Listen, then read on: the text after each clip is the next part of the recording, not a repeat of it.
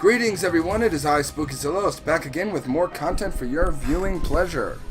Now, the last time we were in the penthouse and I'd almost beaten the mission, only to fail at the last minute like a complete and utter noob. So, let's continue where we left off, shall we? And this time with a victory. Alright, Paco, first of all, you're going to need a gun. Second of all, go here. You're better off moving over to here. There they are! Oh no. Do you really think you can come here and shoot up my place? Do you know who I am? Who you are? Do you know who I am? Yeah, I'm probably pissing him off. Can I throw a grenade at this guy and just hit him hard? Yes. Oh, I still hit him with AoE damage.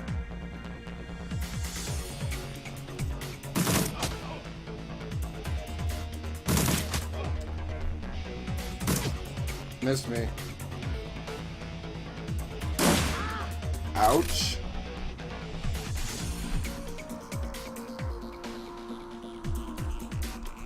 Okay, that does it.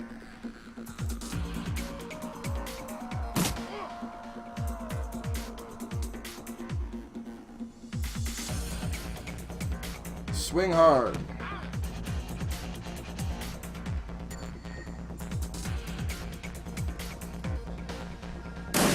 Would you stop targeting my dwarf? I swear, man.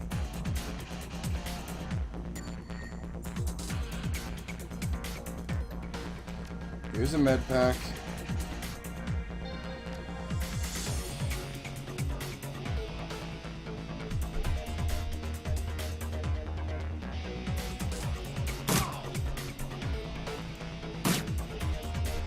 How can you miss? I'm not going to. He dodged. Got it. Would you stop shooting me?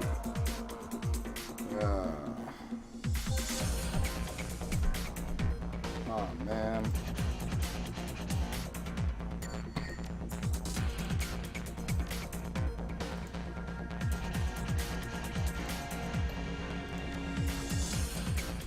Got my HP back. Get behind this wall. Get over here. And reload. You're gonna make him come... Oh, come on!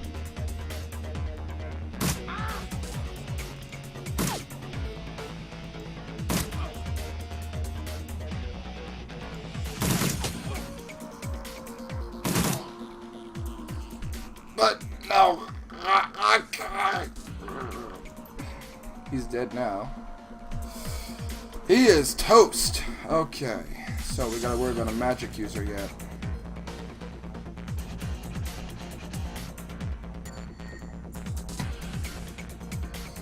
Hide behind the column. I can't use the grenade now. Okay. Reload my gun.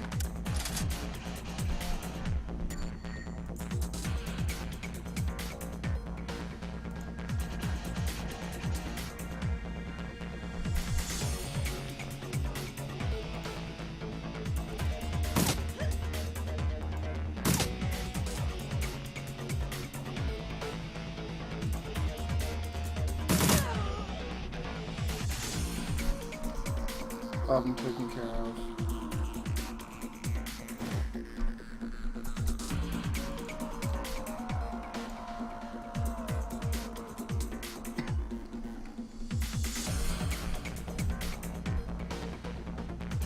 Do not go in there.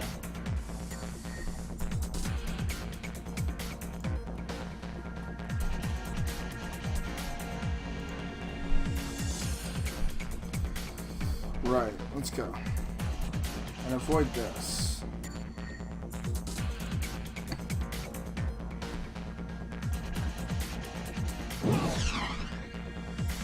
Whoa! Hello! Did I just get cooked by a hellhound? Holy Grocknar! Oh, this is a problem. A major problem. Oh boy. Alrighty then.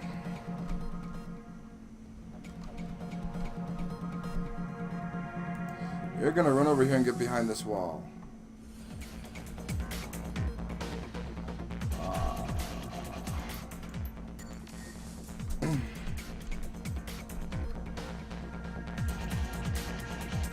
I'm gonna move to safety.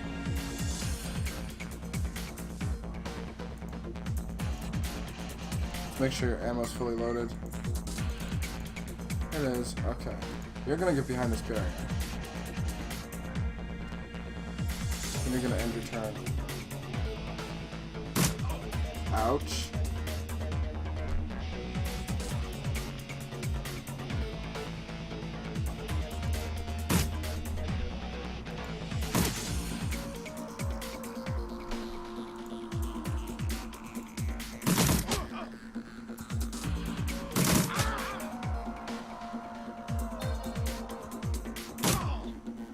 God dang it. I hate orcs. Alright, I hate trolls. Come on, come on, come on. We can do this. We almost have it beat. And why is this part so difficult? I mean, it took me forever last time, but...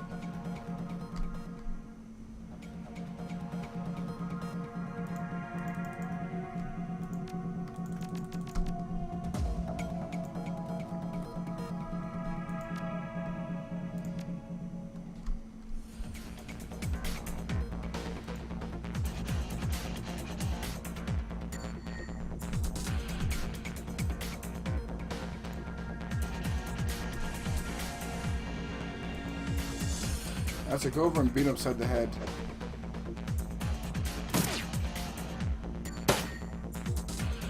Seriously? You're alright. Ooh, we got them on the defensive. Nice.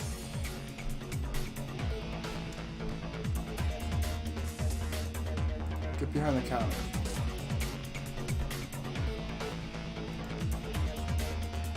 Join him.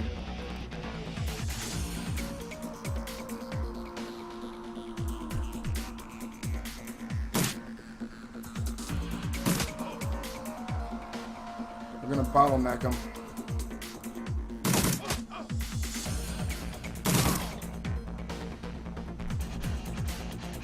Ah, Grok.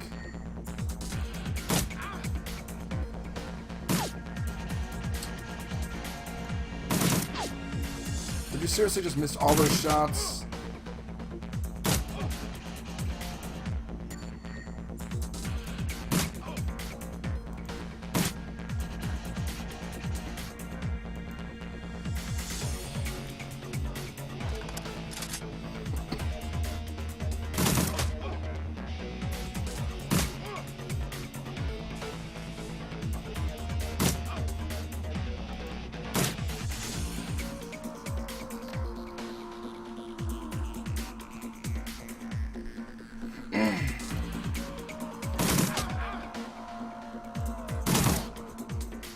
Well, he's down again. Recover health, please.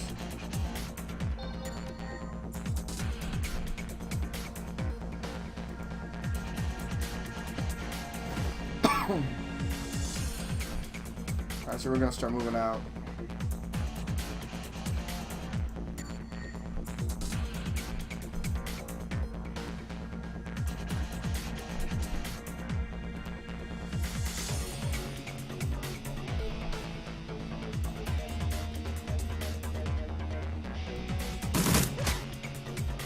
Ooh, nice.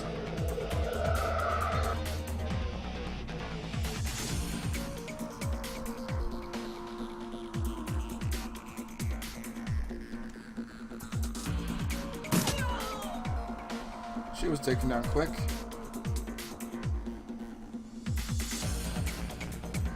I know what I gotta do.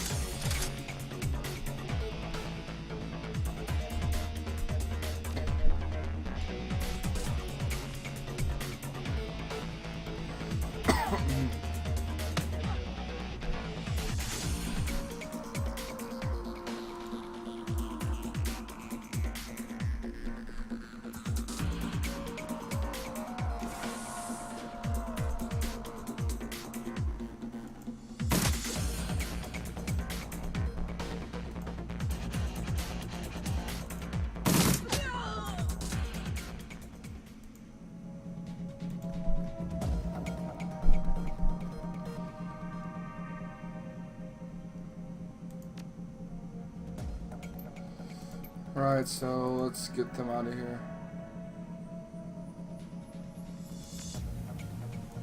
Find the gems, which I know where they are because I have the pass key.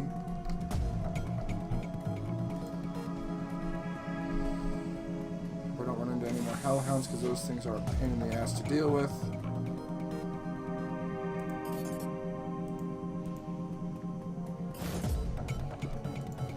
So it's not here.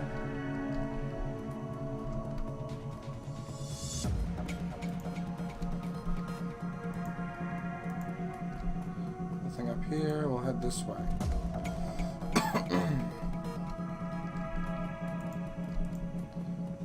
Of course, the gems are guarded by hellhounds.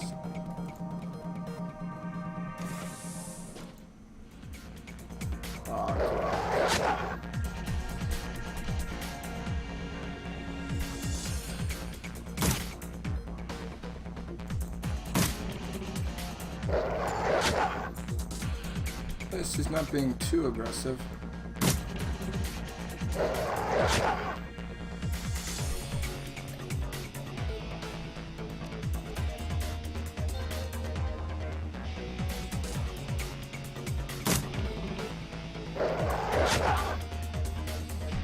Come on. Come on. Yes, we got him. Okay.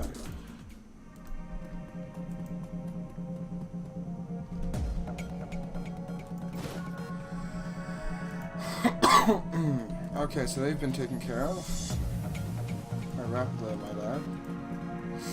Alright, we won! We finally beat it! Yes! Alright, so now I can move forward again. Alright, alrighty, righty, right. I really do need to clean off my desk so that I can better organize this. I like this new microphone though. It sounds great from what I can tell. Let's hope you guys enjoy it too. It's an ice blue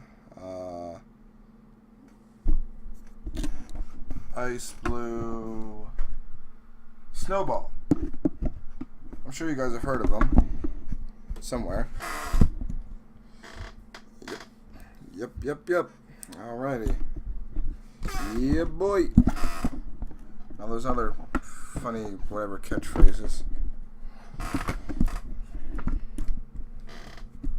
Let's see if we can just yeah. Okay, well let's continue anyway. I'll worry about that later. Turn to the Seamstresses Union. Miss Kubota is tending the bar herself when Paco carries the mangled and bleeding coyote into the Union. As soon as the boss lady lays eyes on her missing bartender, the place gets quiet, fast. By the time she rounds the bar to meet you, Coyote is the color of wet spackle, and there's something new in her eye. Fear. This woman has faced down hellhounds, but the sight of Miss Kubota has her staring at the floor and mumbling. Woman, how dare you miss 2 shifts, then come back and bleed on floor?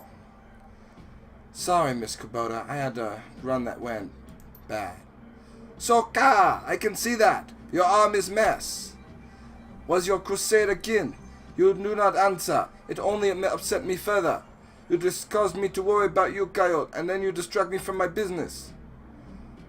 Hi, Miss Kubota. My apologies again. Sherry, take her downstairs to Dark Castle. Yes, ma'am. And tell Castle to put something new and shiny where that arm used to be. Miss Kubota, I can't afford a cyber arm. I'm well aware of your financial situation. When you are healed, we will discuss concept of giri, debt of honor. Now go, bleed elsewhere. Yes, ma'am. Righty-o. So I got karma, lots of good karma. Yay. Does that mean good things happen? I don't know. Her anger and Coyote rashness slowly washes from her eyes and is replaced by tears. She sniffs, wipes them away, and inclines her head to you. Domo arigatos, Zalost. Zatka is precious to me. It is not often we see act like these in barons.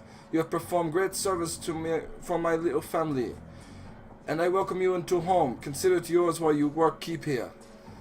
We both know that words are mere air. Beyond my thanks, I offer you this illumination. Please take a show of respect. I am honored, Miss Kubota. Thank you. You are most welcome. I offer more than simple lodging. You'll find this modern union that meets eye. Below us, small facility, available exclusively for discriminating independent operative like yourself. In it, you will find vendors selling best gear Black Market has to offer. Fully equipped cyber dock, place secure to rest when the dreck hit fan, as they say. This place is a safe house too? Indeed. Normally I require a percentage of runner income for use of facility. But as said, you are family now. Consider it on house. To get entrance, play GAFFC on piano.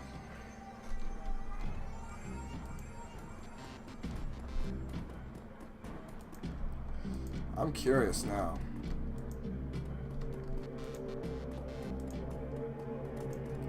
Ooh, I got some new stuff to talk to him about. Johnny leans on his seemingly brand new mop and surveying the crowd at the Union.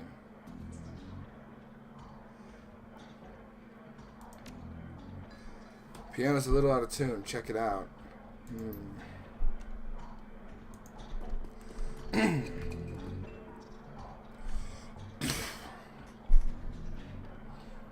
long control bounce from the immaculate suit stands as impassively as ever. The absence of dust on his broad shoulders is the only real indication that the man never moves. He nods to you when you approach. Evening. I see Kaya is back, looking only there was for wear. We have you to thank for that. Paco and I tracked her down. Always wondered what she saw in him, but I guess he ain't that bad. I'm just glad he's back. Couldn't stomach losing anyone else so soon after what happened to Sam. Just a big old sheepdog, ain't ya? Not the comparison made of most trolls, but I'm happy to defy expectations. Mind if I ask you a few questions? Haven't minded so far. Hear anything else about Sam's death? People are saying it was Ripper, but people say a lot of things about what they don't know, or what they don't understand. You know where I can find a fence? I think Van Grass is at the bottom of the stairs. Dwarf with Cyberlock, can't miss him. How long have you been working for Miss Kubota? I crawled in here after I awoke. Miss Kubota took me in and gave me a job, so I've been here ever since. Do you have to pay extra for manicure on hands that big? That's not the size of the charge, for it's the blood under the fingernails. I should be going. Catch you around.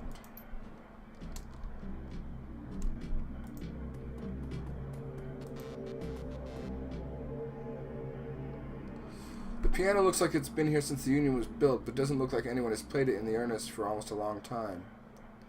Play chopsticks. You're a natural. Should give up Shadowrunning and become a touring pianist. Johnny does not look too impressed. Inspect the piano. Piano seems normal until you notice that it's very rigid. Upon further investigation, it's because the piano is bolted to the wall. A close look at the floor reveals skid marks indicating that the piano slides to the left. As you slowly peck the notes out on the keyboard, they spark a faint memory of wonder. Immediately forgotten as the piano slides to the left, revealing a hidden staircase. You descend the stairs into the Union safe house.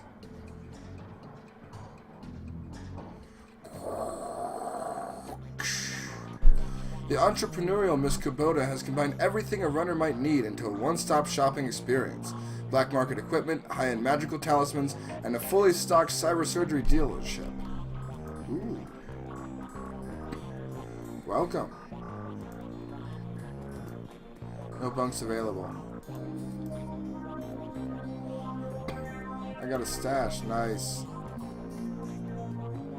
What's this guy? Oh, it's a TV room. Okay.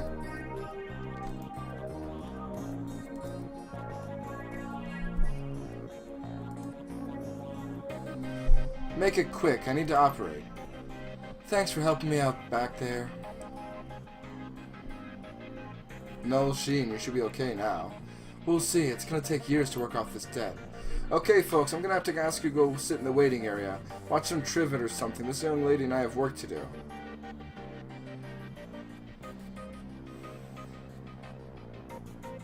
Take it easy, Kai. We'll be here when you wake up. Who said anything about me going to sleep? Just give me something to bite on. You're a tough kid, but not that tough. Okay, Kai, let's take a look at your face. Leave it. Excuse me? Coyote. Coyote! I earned this face by being stupid. I'm gonna keep it. End story. Whatever you say, kid. With one swift move, she sinks a syringe into Coyote's thigh. Nighty-night.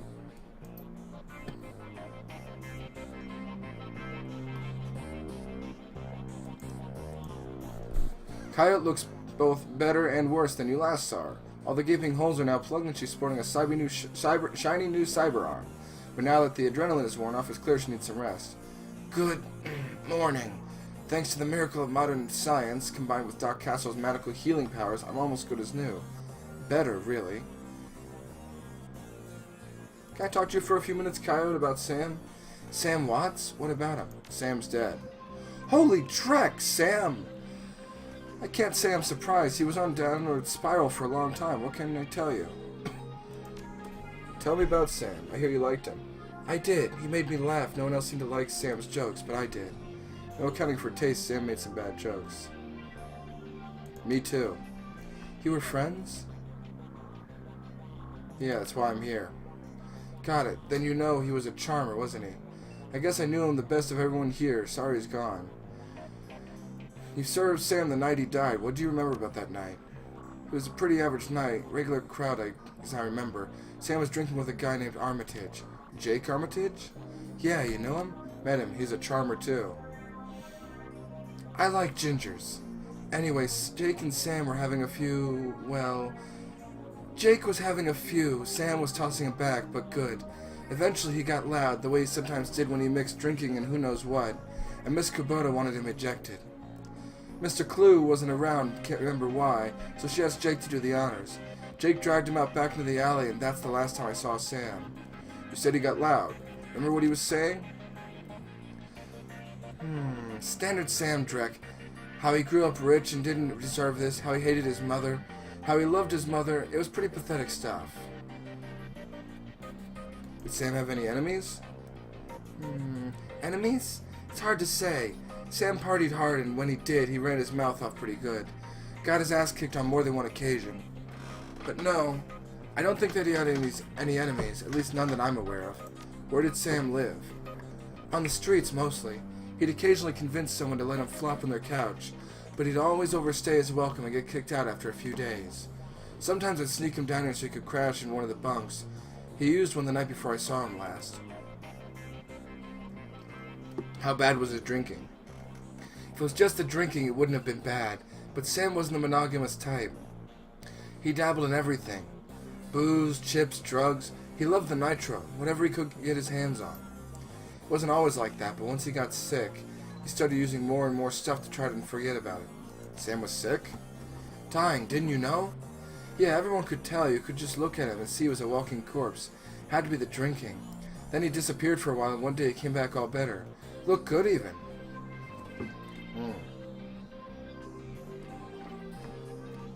Hard to imagine. He said his mom helped him out. Never said how, though. Thanks, Coyote. Now I need you to do something for me.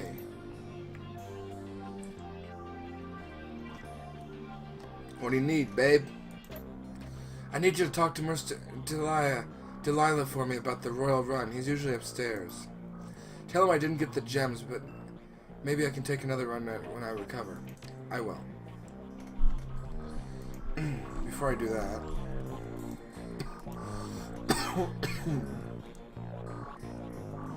The bunk is a mess and reeks of booze. Searching through the sheets, blankets, and pillow, you find an old photograph that's seen a lot of wear. Look at the image on the photo. Pictures of a blonde guy and girl, both about the age of 14, on a dock on the edge of the lake. They appear to be twins. The boy has his arm tied around the girl's shoulders and is mugging for the camera. The girl is planting a kiss on his cheek while making rabbit ears behind his head with her fingers. Check the back of the photo. Written in a woman's hand are the words, Sam and Jessica, Lake Sammamish State Park, summer 2040. Pocket the photo.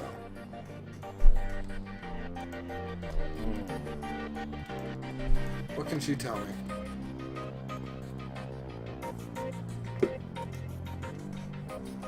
In Shadowrun circles, the doctor is often quite literally used to describe any sawbones with a needle and thread. But in the case of the Union's resident medical expert, nothing could be further from the truth. The safe house boasts a fully equipped medical suite, complete with shamanic fetishes.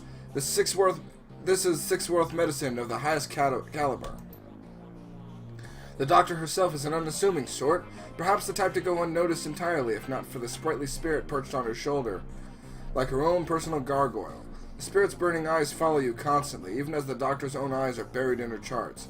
However, she does look up long enough to acknowledge your approach. I'm Dr. Castle. I understand you were instrumental in bringing Kyle back to us. Thank you for that. You're welcome, Doc, and I gotta say, that was some work you did on her. Your talents may be going to waste down here. High praise for a simple arm swap, especially since she wouldn't let me repair her face. She notes you eyeballing the facilities. I can tell you're surprised to find a full-service med bay under a dive bar in a slum. Don't be. This is a Shadowrunner bar after all. For a purveyor of cyberware and trauma kits, there's no better place to set up a practice. I patch runners up, install and maintain their cyberware, provide medical supplies for their runs. I may not be as mobile as Doc Wagon, but I'm the next best thing. Can I help you with anything? What's that on your shoulder? This little guy supports the healing rituals I perform on my patients after surgery, dramatically reducing their recovery time. Not standard procedure, of course, but the rituals speak for themselves. You a shaman too? While modern medical technology makes surgery less disruptive than it used to be, it's still an ordeal for both the body and the spirit, requiring extensive recuperation to properly heal. I'm trained in the ways of the spirit world as well as the scientific world to do my best to heal the whole patient. What cyberware do you have available? I've got a data jack.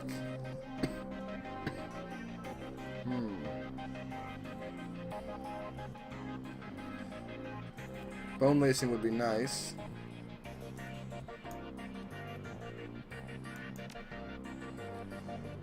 Tell me more about trauma kits. Trauma kits are fully automatic stabilization units that include a defibrillator, spray on synthetic skin, wow, really? And medical nanomachines. They can save a runner's life if you move fast enough.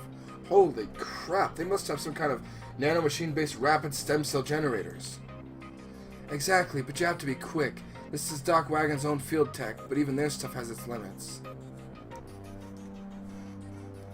Let's see your medical supplies. Never mind. There's Coyote's arm.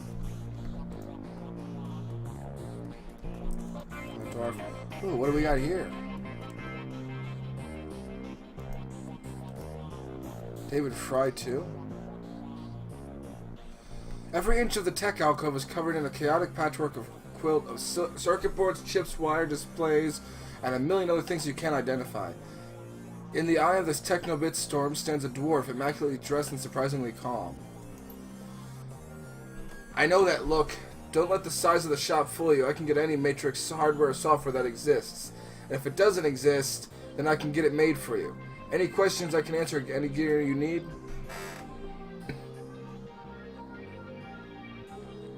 What do you have for sale? That would be an upgrade. Cyberdecks, consumables, programs. I need to improve my decking skills, so for now, I'll exit. It's a deck. Let's explain it. You jack into the Matrix or in the context of a run when you jack into the local notice of facility you're in. The deck determines how many programs and ESPs you can run, carry the firepower of your base Matrix attack, and you can have ESPs carry the firepower of your base Matrix attack. Decks have IP. When a deck's IP is reduced to 0, you'll get booted from the system, and it'll hurt. What's a program? A program in the Matrix allows you to defend your avatar against countermeasures and enemy deckers. There are a wide variety of different programs for attack and defense at different power levels. As you progress as a decker, you can use more powerful versions of these programs. What's an ESP? Johnny, you want to take this one? Sure. When you infiltrate a facility or on a run, you have a team. When you jack into the Matrix, you're all alone. That's where ESPs come in. An ESP is a highly advanced artificial life program, which when you deploy it, manifests as another team member in the Matrix. Different types of ESPs have different abilities. Nice. Oh, I'm being rude. Let me also introduce you to our resident decker, my good friend, Johnny Clean.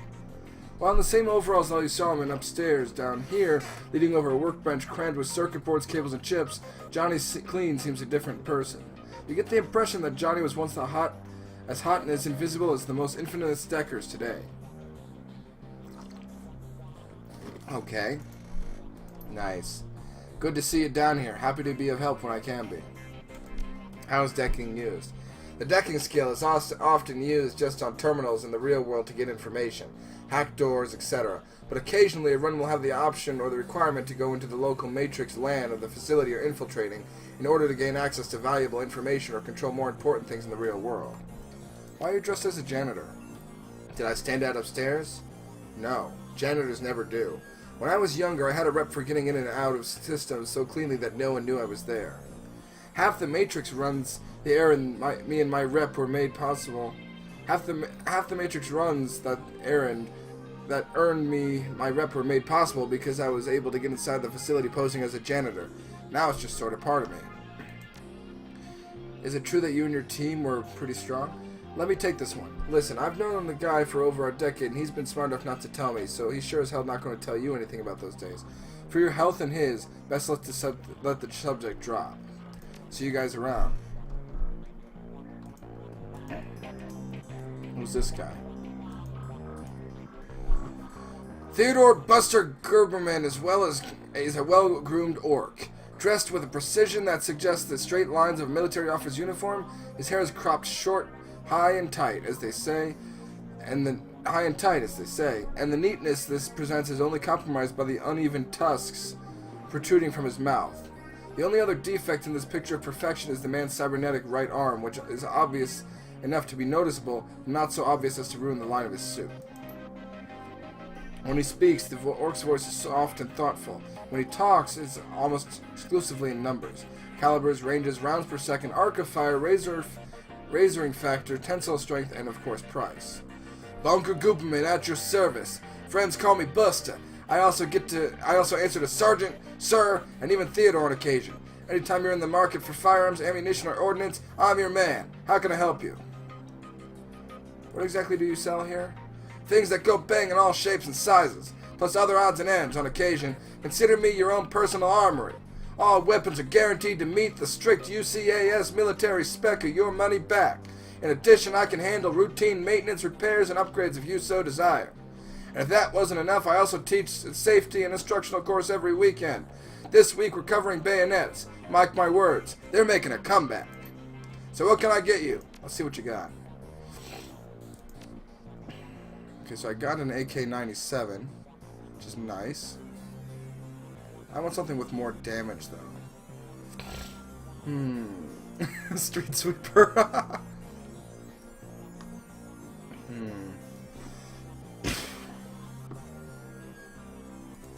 Drones, required drone control, required range combat. Consumables.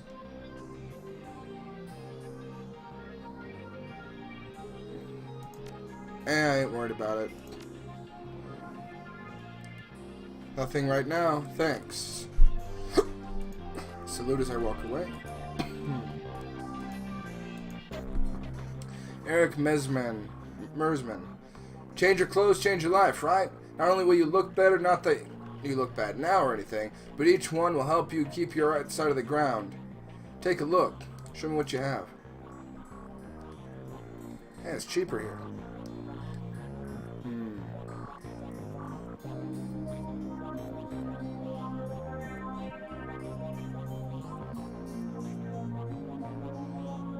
You know what? Let's do that.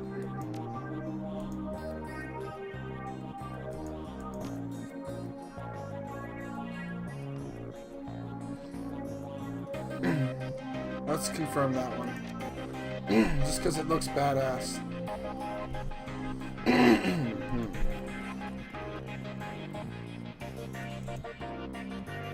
Algernon. Past the bar, the edges of the safe house become somewhat indistinct due to the magical haze surrounding a particular elf.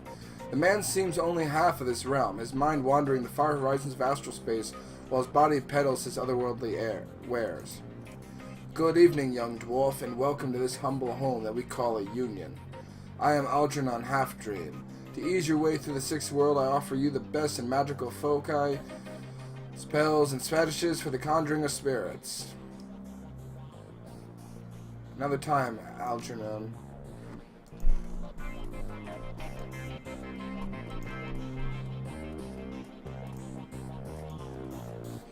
I look pretty badass in that.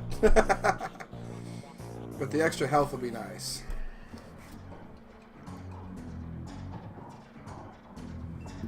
Well, I'm going to leave it here. Until next time, this has been Spookies the Lost, signing off.